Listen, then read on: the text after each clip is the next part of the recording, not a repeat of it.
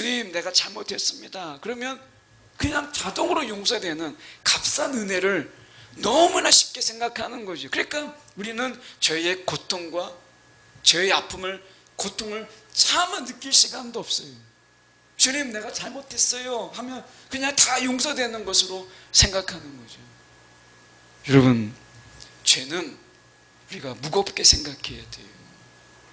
이 시인처럼 우리가 죄를 짓는다라고 하는 이것이 얼마나 무서운 일인가라고 하는, 그리고 그 주님이 나를 그 용서해 주시기를, 이미 십자가에서 나를 용서해 주셨지만 내가 그 주님의 용서함의 음성을 듣기 위한 몸부림과 부르짖음이 과연 우리가 있는가? 시편 130편 1절에서 5절까지 말씀입니다.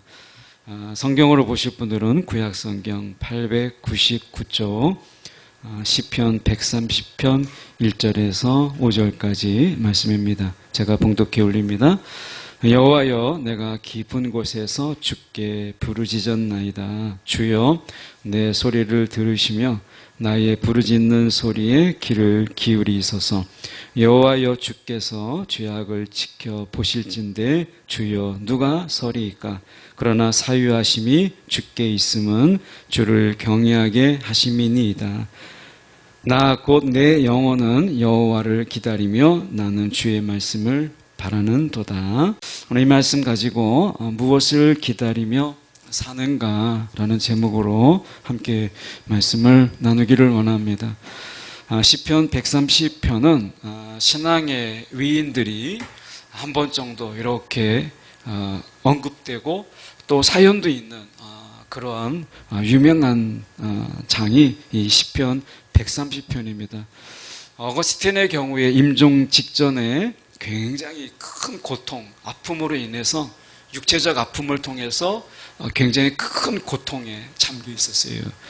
그러는 가운데 이 어거스틴은 시편 130편의 이 4절, 그러나 사유하심이 주께 있음은 주를 경외하게 하심이니이다. 이 말씀을 침대 벽면에다 붙여놓고 계속해서 읽으면서 자신의 죄를 고백하고, 그리고 주님께서 사유하여 주시기를 그렇게 바랬던 어거스틴. 그 마지막에 임종의 순간, 어거스틴이 어떤 인물이에요?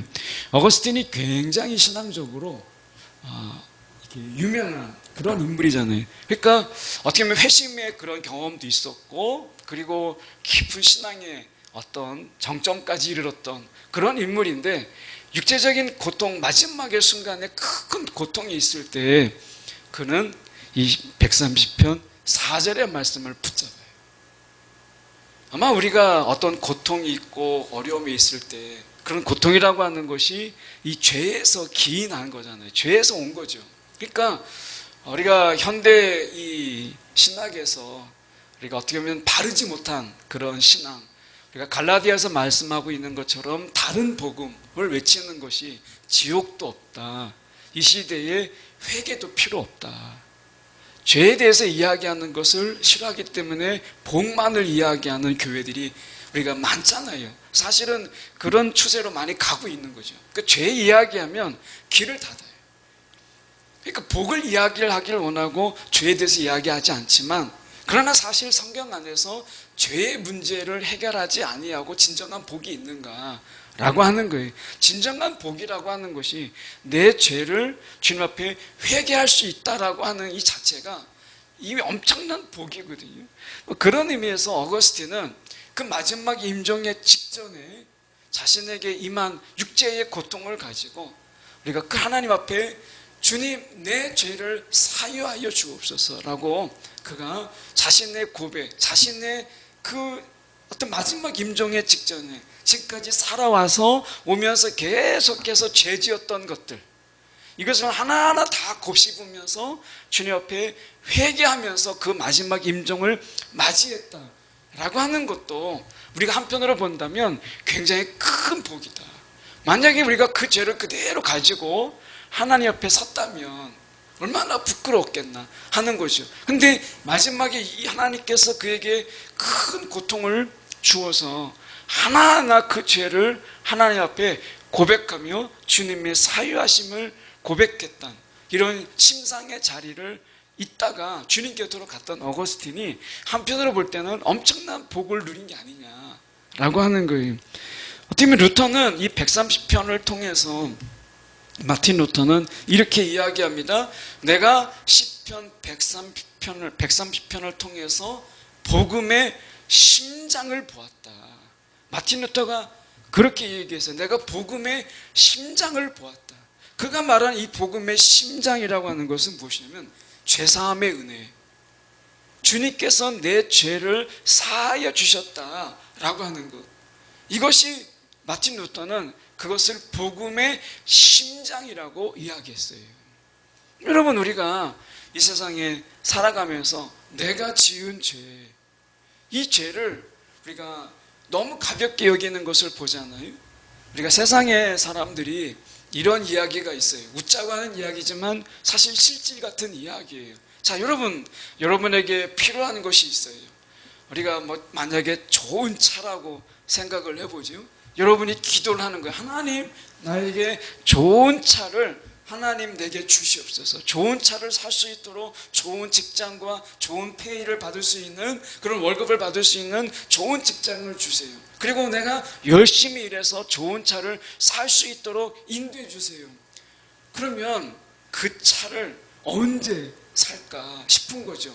그러니까 직장도 돼야 되고 월급도 많이 받아야 되고 좋은 차를 우리가 끌고, 그럼 좋은 차만 있으면 어떻게, 주차할 데가 없으니까 좋은 집이 있어야 되죠.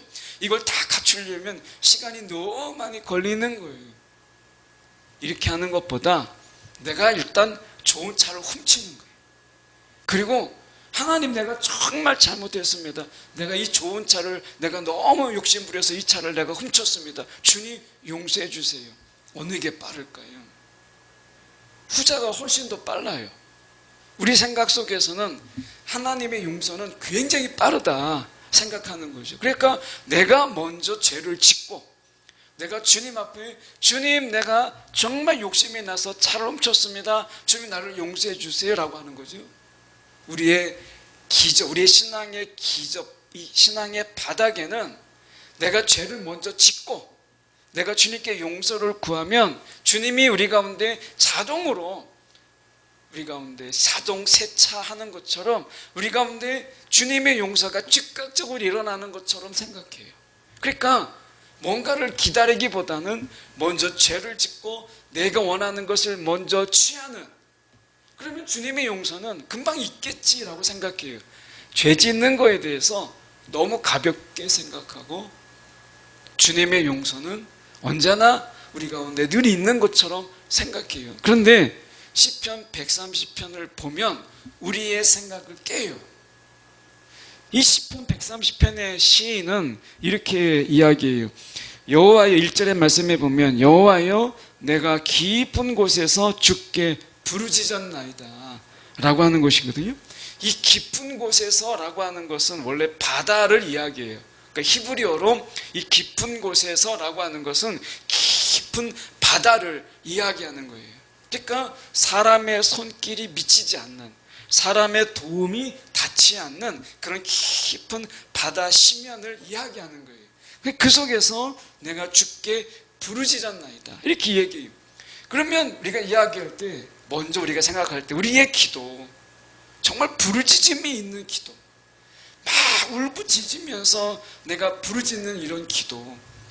이번에 네팔 이렇게 선교를 이제 교인들이 아닌 이제 외부의 이제 아는 분들을 통해서, 또 BBB라고 하는 단체를 통해서 갔는데, 그분들을 아는 분도 있고 잘 모르는 분도 있는데, 그분들이 이제 그 네팔 교회에서 간증이라는 걸 하시더라고요. 그래서 간증을 제가 들어본 적이 없기 때문에, 그래서 그분들이 간증을 하는데 두 분이 간증을 하는 걸 들었어요. 근데 두 분이 두 분은 알겠지만, 각자는 알겠지만은 제가 들을 때는 어떻게 똑같은, 동일한 비슷한 내용이에요. 둘 다 자녀의 문제, 이 자녀의 문제를 통해서 주님을 경험한 이런 경우더라고요. 그러니까 자녀가 병원에 갔는데 성장 과정에서 뭐가 문제가 보였어요. 근데 병원에 가니까 의사 선생님이 이 아이는 평생 장애로 살아야 됩니다. 더 이상 병원에서 어떻게 할 수가 없습니다. 이런 판정을 받은 거예요. 그러면 여러분 그 순간에 그 판정을 받으면 여러분 정말 얼마나 절망스럽겠어요. 의사가 그런 얘기를 하면 그럼 잠이 오겠어요? 그러니까 그 순간부터 식음을 전폐하고 뭐 금식이라고 할 것도 없어요. 그냥 저절로 먹을 수가 없는 거죠. 마실 수도 없는 거예요. 그냥 하나님께 막 부르짖은 거예요. 내가 알고 있는 하나님의 모든 지식을 다 동원해서 하나님은 치유하신 하나님이며 창조하신 하나님이며 기적의 하나님이며 그게 내가 알고 있는 하나님을 다 동원해서 막 부르짖는 거예요. 한동안 부르짖었는데 하나님께서 오셔서 말씀해 주는 거예요. 내가 치유, 내가 고치. 병원에서 평생 장애인으로 살 수도 있다라고 하는 의사의 이런 소견이 있었는데 이걸 뒤집은 거예요. 하나님께서. 그러면서 하나님을 만난 거예요.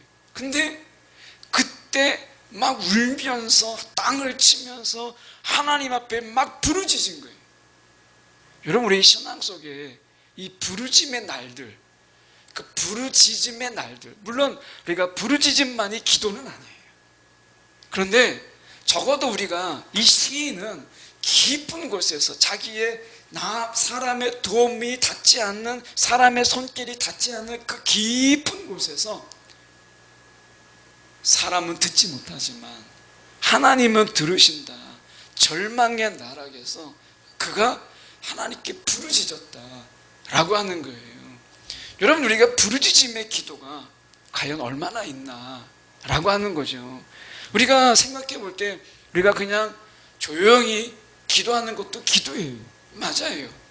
때로는 우리가 조곤조곤 하는 것도 기도죠. 그런데 부르짖음의 기도가 필요하다는 거예요. 지금 이 시대에 부르짖음의 기도.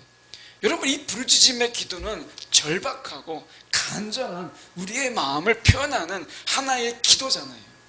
여러분 우리가 내가 정말 절박하고 간절한데 하나님 앞에 그냥 조곤조곤 기도할 수 있어요? 못하죠. 지금 내 가족이, 내 자녀가, 내 지금 사랑하는 사람이 죽게 생겼는데 하나님 앞에서 속삭이듯이 하나님 도와주시면 좋고 아니면 할 수 없고 이런 기도 드릴 수 있겠어요? 나의 모든 것을 다 동원해서 정말 부르짖음이라도 할 수 있다면 내가 땅을 치면서 기도하지 않겠어요? 근데 오늘 시인의 이 기도 속에서 왜 그가 부르짖었는가, 왜 깊은 곳이라고 이 표현했는가 라고 하는 걸 보면 3절의 말씀에 보면 놀랍게도 여호와여 주께서 죄악을 지켜보실진대 이렇게 되어 있어요. 이 죄악을 지켜보신다라는 말은 원어적인 의미는 죄악을 마치 돈을 하나하나 지폐를 세는 것처럼 하나님께서 우리의 죄악을 하나하나 돈 지폐를 세듯이 다 헤아리는 거예요. 이 시인은 자신의 죄, 자신이 지은 죄의 고통이 얼마나 큰지 그가 깊은 곳에 이르렀다. 하나님과 정말 먼 그런 깊은 곳에 이르렀다. 우리가 요나가 생각나잖아요. 하나님이 가라고 하는 니느웨 성으로 가지 않고 도망가요. 도망가다가 그가 이제 뒤집히게 되니까 그를 버리죠. 바다 깊은 곳에 물고기 뱃속에 던져져요. 얼마나 깊은지 알 수 없어요. 세상에 누구도 요나가 어디에 있는지 아무도 알 수가 없어요. 그런데 물고기 뱃속이라고 하는 바다의 깊은 곳에 사람을 삼킬 정도면 그 고기가 얼마나 크겠어요. 요나가 그 속에서 이게 기도할 수 있는 그런 움직일 수 있는 공간이라면 그 고기가 얼마나 크겠어요. 그러니까 이 물고기는 깊은 심연에 사는 고기죠. 그런데 그가 기도해요. 하나님이 들으신다. 아무도 듣지 못하지만 하나님은 들으신다. 요나가 어떻게 됐어요? 자기가 부르짖잖아요. 이 시인은 자신의 그 죄악, 자신의 죄의 고통, 죄로 인한 이 아픔이 너무 크니까 그가 부르짖었다라고 이야기해요. 여러분, 우리가 늘 회개를 이야기하고 우리가 죄에 대해서 하나님 앞에 우리가 고백해야 됩니다 라고 하지만, 우리가 어느덧 순간에 하나님의 은혜, 우리가 하나님의 용서, 이것이 십자가의 용서가 십자가에서 죽으실 때 과거의 죄와 현재의 죄와 미래의 죄가 다 사해졌습니다. 분명히 은혜지요. 그런데 이걸 악용해요.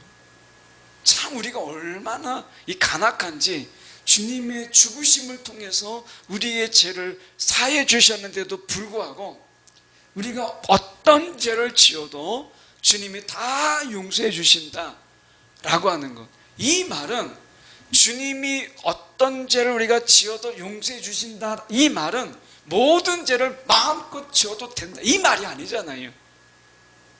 이제 십자가에 죽으신 예수님을 생각하면 죄를 짓지 못하는 거죠. 차마 어떻게 죄를 짓겠어요? 그런데 우리는 주님의 용서만을 방점을 찍어요.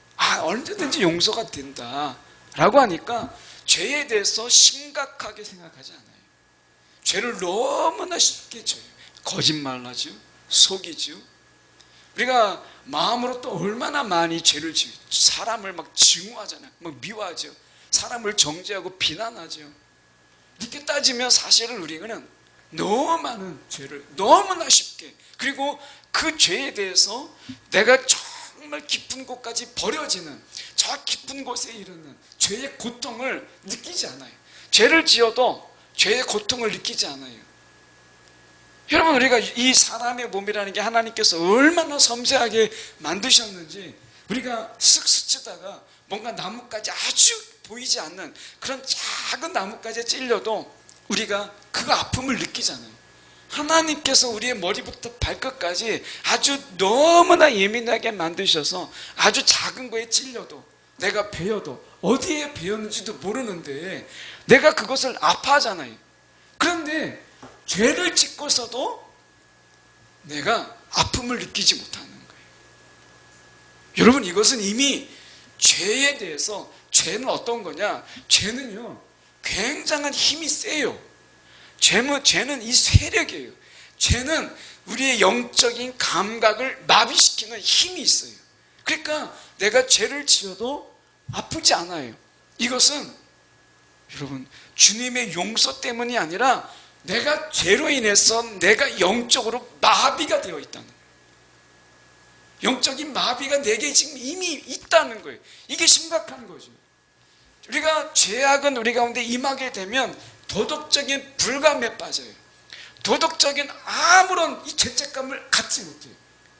강심장이 돼요. 이건 주님의 은혜가 아니에요. 이걸 착각하는 거예요. 내가 죄를 지었는데 죄에 대한 고통을 느끼지 하고 아픔을 느끼지 않으면 이것은 이미 내가 계속해서 죄를 지으면서 내가 이 양심이 굳어져 버리고 내 영적인 감각이 다 마비가 되고 도덕적으로 이미 불감 상태에 빠진 거예요. 이것을 뭐라고 하느냐? 죄의 지배라고 하는 거예요. 내가 은혜의 지배 아래 있는 줄 알았는데 죄의 지배 아래 있다는 거예요. 죄의 지배 아래 있으면 이런 현상들이 일어나요. 작은 죄 하나에도 막 너무나 두렵고, 내가 그 예수님께서 나를 위해서 십자가에서 죽으셨는데 내가 이렇게 죄를 짓다라는 것 때문에 이 시인처럼 정말 주님 앞에 부르짖으며 주님의 사유하심, 이 사유하심이라고 하는 것은 한자로 되어 있어 그런데 용서하심이에요. 주님의 용서하심을 구하는 거예요. 근데 우리는 어떻게 해요? 주님, 내가 잘못했습니다. 그러면 그냥 자동으로 용서되는 값싼 은혜를 너무나 쉽게 생각하는 거죠. 그러니까 우리는 죄의 고통과 죄의 아픔을, 고통을 차마 느낄 시간도 없어요. 주님, 내가 잘못했어요 하면 그냥 다 용서되는 것으로 생각하는 거죠. 여러분, 죄는 우리가 무겁게 생각해야 돼요. 이 시인처럼 우리가 죄를 짓는다라고 하는 이것이 얼마나 무서운 일인가라고 하는, 그리고 그 주님이 나를 그 용서해 주시기를 이미 십자가에서 나를 용서해 주셨지만 내가 그 주님의 용서함의 음성을 듣기 위한 몸부림과 부르짖음이 과연 우리가 있는가 라고 하는 거예요. 여러분, 죄를 짓고 내가 그 죄 때문에 밤잠을 이루지 못하고 주님 앞에 그 용서하심을 위해서 정말 부르짖으며 주님의 내가 너를 용서하노라라고 하는 이 주님의 분명한 음성을 듣기 위해서 우리가 얼마나 부르짖으며 기도해 받는가, 그런 날들이 과연 며칠이나 있나 라고 하는 거예요. 이 시인의 모습 속에서 이 죄의 고통, 그 속에서 하나님 앞에 기도하는 이 시인의 모습을 보게 되잖아요. 현대 우리가 크리스찬들이 가지게 되는 이 비윤리적인, 그리고 어떻게 보면 우리가 세상의 상식에도 미치지 못하는 이러한 도덕적 삶이 크리스찬들에게 너무 당연하게 여겨지는 이유가 무엇인가? 신앙 속에서 오래 신앙생활을 했는데 오히려 도덕적으로는 세상에도 미치지 못하는 이것을 당연하게 여기고 우리끼리 그것이 하나의 유머인 것처럼 너무 당연한 것처럼 받아들이는 이 이유가 무엇인가? 죄의 지배 아래 있기 때문에 그렇다는 거예요. 죄의 지배 아래 있으면 여러분, 죄는 살아있어요. 여러분, 죄는 그냥 죽어 있는 게 아니에요. 죄는 살아있어요. 힘도 있어요. 우리가 뿌리치지 못할 그런 엄청난 세력을 가지고 있어요. 우리를 쥐어짜요. 그래서 우리가 죄의 지배라고 이야기할 정도로 영적으로요, 우리를 완전히 마비시켜요. 아무것도 느끼지 못해요. 그럼 어떻게 돼요? 기도 어느 순간에 내가 기도해 한다고 뭐가 달라지나? 내가 하나님께 부르짖는다고 뭐가 달라질까? 더 나아가서는 내까지 게 무슨 기도, 하나님이 뭐 기도한다고 내가 들어주실까? 이런 것들이 막 다가오는 거죠. 그러면 기도를 내려놓게 돼요. 말씀을 내려놓죠. 읽어봐도 막 대충 넘겨봐도 이게 무슨 뜻인지 모르겠어요. 그냥 성경 안 읽어도 그냥 내가 착하게만 살면 되지, 이렇게 사는 거예요. 그러면 말씀 없는 삶 살아가게 돼요. 여러분, 눈을 감고 한번 걸어보세요. 방에다가 줄을 쫙 한번 줄을 이렇게 그어서 눈을 감고 한번 걸어보세요. 똑바로 걷는가? 똑바로 못 걷습니다. 눈을 감으면 내가 걷는 걸음이 삐뚤빼뚤해요.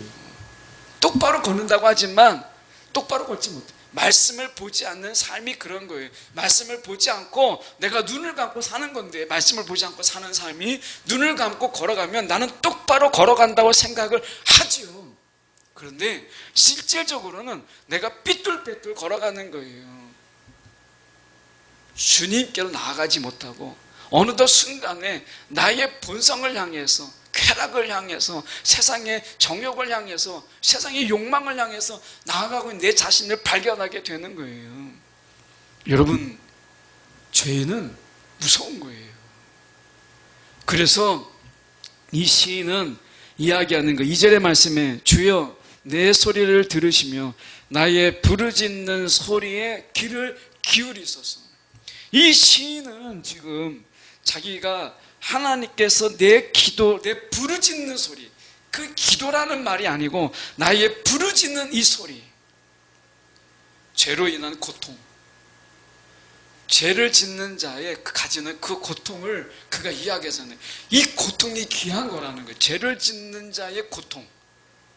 우리가 어느 순간에 값싼 은혜에 젖어서 죄를 지어도 더 이상 고통을 느끼지 않잖아요. 이게 더 심각한 거죠. 죄를 짓고 고통을 느끼는 자에게 임하는 은혜가 있죠. 이 시인은 결코 이 시 안에서 보면 교만함이 없어요. 그는 죄인으로서 그저 주님의 용서하심만을 구하는 이 간절함과 겸손함을 갖추고 있는 것을 보게 돼요. 여러분, 우리가 주님의 은혜 가운데서 우리의 죄가 사해졌을지라도 이 죄인의 겸손함을 가지고 있다면 그게 은혜 아니겠어요? 내가 다 용서받았기 때문에 내가 막 의기양양하게 막 교만하게 살아가는 것보다 내가 죄를 용서받았지만 죄인의 부르짖음이라고 하는 그 자세, 그 마음을 그대로 가지고 이 겸손함으로 살아갈 수 있다면 그게 은혜죠. 그게 은혜죠. 여러분, 죄 짓는 거 아무렇지도 않게 여기는 이것보다 죄에 대해서 작은 죄라도 내가 두려워 떨며 주님 앞에 부르짖고 주님의 용서함을 위해서 내가 간절히 부르짖는 이 마음이 귀한 거 아니겠어요? 지금 이 시대에 이걸 잊어버렸다는 거예요. 예수님께서 이 마음을 잊어버리라고 십자가에 지신 건 아니잖아요. 너희가 뻔뻔하게 하나님 옆에 죄를 지어도 그냥 강심장으로 그냥 뻔뻔하게 살아, 마음껏 죄 짓고 살아, 다 용서해 줄게. 주님께서 이것을 위해서 십자가에 죽으셨을까요? 아니죠. 죄의 고통이 무엇인지를 아니까, 이 시인처럼 죄 짓는 자의 고통을 아시니까 예수님께서 십자가에서 죽으신 거잖아요.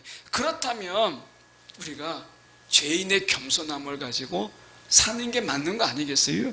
그런 의미에서 보면 오늘 주여 내 소리를 들으시며 나의 부르짖는 소리에 귀를 기울이소서. 주님께서 내 기도를 들으시기 위해서 듣기까지 내가 부르짖는 그런 어떤 기도의 심령이 우리 가운데 필요하지 않겠어요? 여러분, 우리가 어느덧 순간에 우리의 기도가 너무나 편안하게, 때로는 너무나 쉽게 하는 기도, 정말 우리가 마음을 담아서 마음의 끓어오름 속에서 주님께 기도하는 이 부르짖음의 기도가 참 이 시대에 우리가 필요하다. 자녀를 생각해봐도 그렇고, 우리의 가족을 돌아봐도 그렇고, 교회를 생각해도 그렇고, 그리고 이 땅의 사회들을 봐도 그렇고, 또 선교지에 가서 보면 우리가 그저 주님 그냥 주님이 해주세요 하고 그냥 이쁘게만 기도하는 이런 기도로만은 우리가 좀 한계가 있지 않나, 이런 생각을 좀 가지게 돼요. 부르짖음이라는 것이. 우리가 이제 찬양 드리고 함께 기도하는 시간을 갖습니다. 이렇게 할 때 우리가 이제 막 큰 소리로 기도하지 않으시잖아요. 근데 네팔에 가서 예배를 드릴 때 네팔을 이제 소개해 주신 분이 토요일 날, 힌두교는 토요일 날이 주일이거든요. 그리고 우리의 주일은 거기에 출근을 해요.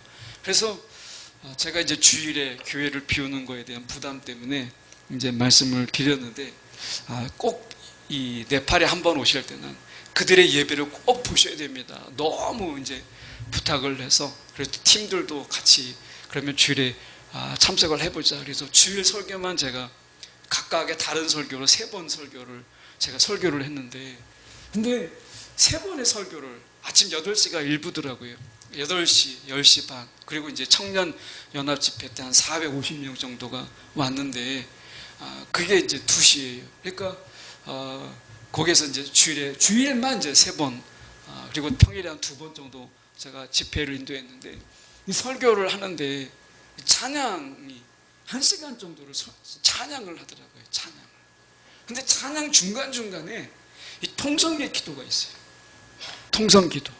그래서 제가 속으로 생각할 때는 그들이 뭐 네팔 사람이고 또 힌두교인이니까 뭐 그들이 이제 통성기도 한다고 했을 때 그냥 조곤조곤 그냥 그렇게 기도하겠다, 이런 생각을 가졌어요.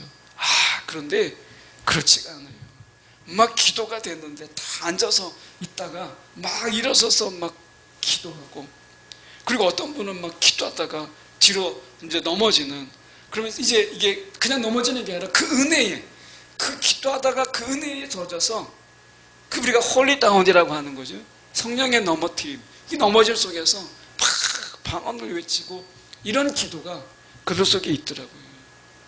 그 간절함, 통성을 했느냐 안 했느냐, 소리를 지르느냐 안 지르느냐가 아니라 그들 속에서 간절함이 있더라고요. 막 부르짖는 이 기도가 있더라는 거예요.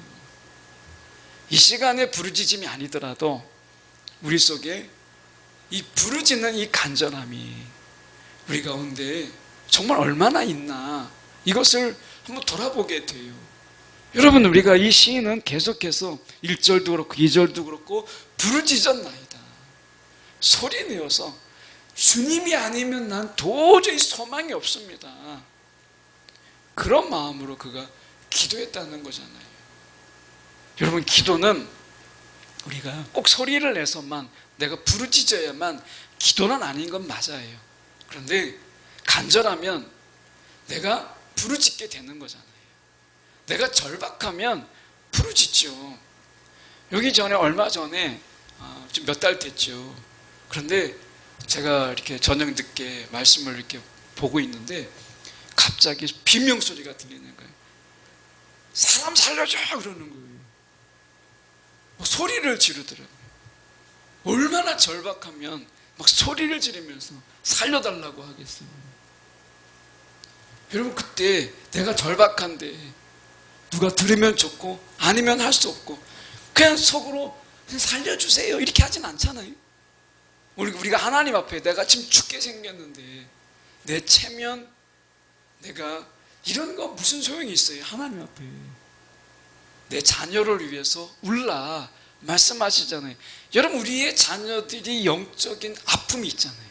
이 시대를 살아가는 가운데 그들이 얼마나 아파하겠어요. 이 시대를 살아가는 우리가 지금은 이제 어른이 돼서 이 시대를 살아가도 우리가 영적인 아픔이 있고 이런데 이 다음 세대들이 이 시대를 살아가는 삶 속에서 그들이 느낄 영적인 아픔과 고통이 또 얼마나 크겠어요.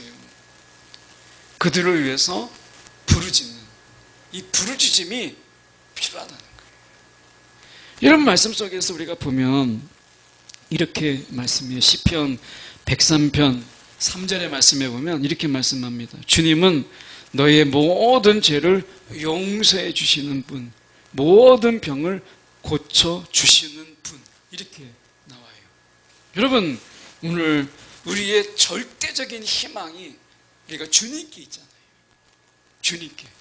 그러니까 내가 소망이 있다면 부르짖어야 될 분이 우리가 하나님이라니까. 그분께 모든 죄를 용서해 주실 뿐만 아니라 모든 병을 고쳐주시는 분이시다. 그분께 매달리는 거죠. 그런 자에게 주시는 하나님의 은혜가 있어요. 우리가 은혜를 이야기할 때 하나님이 우리 가운데 아무런 이유 없이, 조건 없이 하나님이 우리 가운데 저항할 수 없는 하나님의 은혜를 우리 가운데 주시죠. 사랑을 주세요. 그런데 우리가 부르짖으며 하나님께 구하는 은혜도 있어요. 하나님께서 내가 가만히 있는데 모든 걸 다 주는 게 아니에요. 하나님이 어떤 것을 우리 가운데 간절하게 우리가 부르짖는 그런 가운데 주시는 은혜도 있다고요. 그러니까 내가 A라는 은혜를 가지고 사는 데는 어려움이 없어요. 근데 하나님 앞에 더 깊은 하나님의 은혜 속에 내가 잠기려면 B라는 은혜가 필요한 거예요. 근데 이 B라는 은혜는 하나님께서 우리 가운데 부르짖을 때 주시는 은혜예요. 그러니까 어떤 분들은 그냥 A라는 은혜로 살아가는 거예요. 사는데 지장이 없죠. 그런데 주님과의 깊은 이런 관계, 주님으로 나아가는 깊은, 남이 알지 못하는 깊은 곳에서 만나는 주님이 없어요. 이 시인은 지금 깊은 곳에서 아무 사람이 없는 그런 곳에서 주님과의 만남이 어느 때 있는 거예요. 깊은 곳에서 내가 주께 부르짖었나이다라고 이야기하잖아요. 이 말은 뭐겠어요? 다른 사람은 접근할 수 없는 깊은 곳에서 하나님과의 둘만의 만남, 이것은 부르짖음으로만 가능한 거예요. 그러니까 우리가 표상적인 이런 표면적인 은혜 속에 우리가 있죠. 모든 사람들이 이 정도 은혜는 살아요. 그런 은혜로 사는 사람이 있어요. 그런데 이 시인은 그 깊은 곳에서 아무도 만날 수 없는 하나님과의 단둘의 만남, 이것은 부르짖음을 통해서 경험하는 거예요. 우리 가운데 그런 은혜가 필요하잖아요. 여러분, 그런 사모함이 있으세요? 저에게도 묻은 거예요. 주님과의 그 깊은 곳에서 어느 다른 사람도 없이 나와 하나님과의 둘만의 그 만남, 깊은 곳에서의 그 만남, 이 만남은 부르짖음으로만 가능한 거예요. 이 은혜. 이 은혜가 있으면 세상이 달라요. 디모데전서 5장 5절에 보면 이런 말씀이 있어요. 참 과부로서 의지할 데가 없는 과부가 있어요. 그런데 이 과부는 오직 하나님께만 소망을 두는 거예요. 오직 하나님께만. 그래서 밤낮으로 끊임없이 간구와 기도를 드리는 과부가 있어요. 여기서 과부는 사회적인 약자예요. 아무것도 가진 자가 없고 누가 도와줄 자가 없고 손 내민다고 잡아줄 자가 없는 그런 과부예요. 근데 유일한 소망이 하나님이에요. 이 과부가 하는 일이 뭐냐? 성경에 보니까 디모데전서 5장 5절에 밤낮으로 끊임없이 간구와 기도.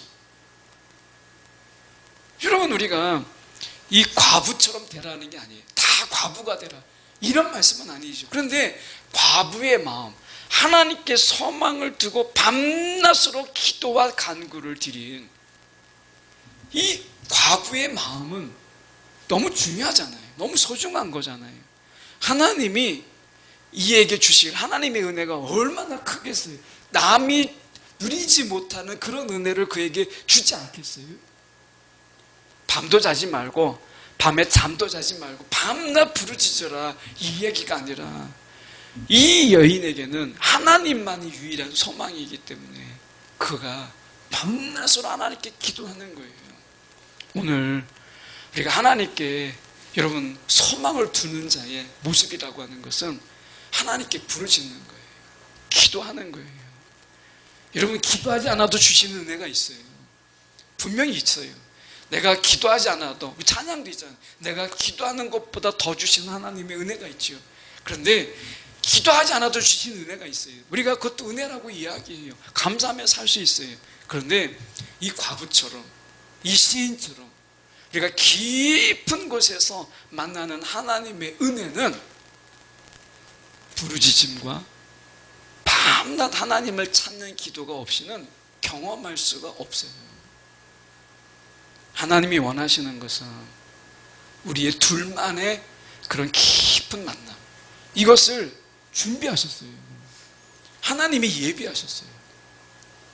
그냥 일상적인 평범한 은혜로 살아가는 자가 아니라 너와 단둘이 내가 만나서 너에게만 줄 수 있는 이 깊은 은혜 너에게 줄게 예비되어 있다는 거예요. 그에게 하나님의 은혜를 주시는 거죠. 우리는 왜 값싼 은혜 속에 살아가는가? 용서. 우리가 이 죄를 짓고도 그냥 내가 주님 용서해 주세요 하면은 용서해 주시는 이런 예배. 우리가 보통 예배 그 전에 한번 경험해 보셨을 거예요. 우리가 저는 그렇게 하지 않지만 안 한다고 해서 좋은 것도 아니고 한다고 해서도 나쁜 것도 아니에요. 그런데 다만 우리가 회개의 시간이 있잖아요. 우리가 예배 순서에 그리고 거기서 회개를 해요. 이제 회개의 시간을 갖도록 하겠습니다. 그러면 회개하죠. 그리고 목사님이 이제 그 용서의 말씀을 선포해요. 이제 다 너희 죄가 동에서 서에서 먼 것처럼 우리가 죄를 다 용서해 주셨고 하나님이 내 죄를 기억지 아니리라고 선포하고서 제가 용서함을 선포하죠. 그런데 그걸 해보니까 저도 이제 부목사 때도 그 다 예배 인도할 때 그걸 다 했는데 너무나 기계적인 용서인 거예요. 하나님의 용서가 이렇게 우리가 죄를 지어도 우리가 하나님이 그냥 그 순간에 바로 용서가 되는 용서로 우리가 한다면 이게 더 문제가 아닐까 이런 생각이 들어서 예배 시간에 그걸 뺐지만 여러분 우리가 하나님의 용서함을 구하는 그 분명히 하나님이 용서하시죠. 그런데 용서의 목적을 아는 게 더 중요해요. 내가 용서받았담보다 용서의 목적이 무엇이냐. 빌립보서 2장 10절과 11절의 말씀에 보면 분명하게 이 용서의 목적이 나옵니다. 하늘에 있는 자들과 땅에 있는 자들과 땅 아래에 있는 자들로 모든 무릎을 예수의 이름에 꿇게 하시고, 첫 번째는 예수의 이름에 무릎 꿇게 하는 거예요. 죄에 무릎 꿇지 않고 세상에 무릎 꿇지 않고 우리가 용서해 주신 이유 첫 번째는 예수의 이름 앞에 무릎 꿇게 하는 거. 이게 첫 번째 이유예요. 그래야 죄에서 자유할 수 있어요. 예수의 이름에 무릎 꿇는 거예요. 그러니까 예수의 이름으로 내가 사는 거예요. 그리고 모든 입으로 예수 그리스도를 주라 시인하여 하나님 아버지께서 영광, 하나님 아버지께 영광을 돌리게 하셨느니라. 자, 예수 그리스도를 주라 시인한다. 사경회 때 우리가 보았잖아요. 사경회 때 뭐라? 예수가 왕이시다. 이게 복음이에요. 예수가 왕이시다. 그러면 예수가 왕이시다, 예수가 그리스도다라고 하는 걸 인정하는 자의 삶은 뭐라는 거예요? 충성이라는 거예요. 충성. 내가 주님께만 충성하는 삶을 살다 보면 죄에 대해서 내가 기웃거릴 틈이 없다는 거예요. 그게 충성이잖아요. 그러니까 온 마음을 내가 예수께 두는데 다른 데 견면질할 틈이 어디 있어요? 그러니까 오늘 사회에 우리 용서의 목적이 무엇이냐면 예수의 이름 앞에 무릎 꿇고 그분을 우리가 우리의 인생의 주라고 모시고 내가 그분 앞에 충성을 다하는 이 삶이 우리의 삶이라는 거예요. 그러면 죄 유혹이 와도 기웃거릴 틈이 없는 거예요. 이러한 삶을 살아가도록 우리에게 용서해 주셨다는 거예요. 그런데 이것을 우리가 악용하는 거죠.